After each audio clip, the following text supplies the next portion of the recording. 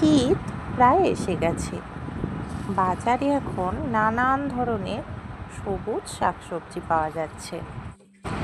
আমাদের বাড়িতে সবুজ শাকসবজিটাই বেশি রান্না হয়ে থাকে।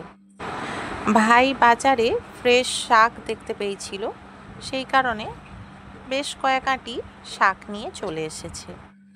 দেখুন, এত শাক, ফ্রিজের মধ্যেও কত শাক।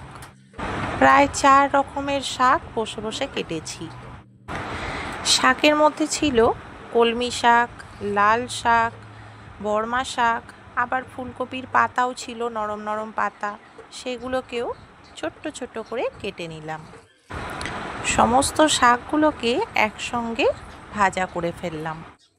গরম গরম ভাতের সঙ্গে শাক ভাজা খেতে দারুণ লাগে। সঙ্গে আবার ছিল কুমড়ো ফুলের বড়া।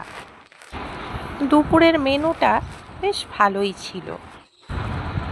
গরম গরম ভাত ছিল এবং তার সঙ্গে ছিল শাক ভাজা, লাউ ডাল, কুমড়ো ফুলের বড়া এবং ফুলকপির তরকারি।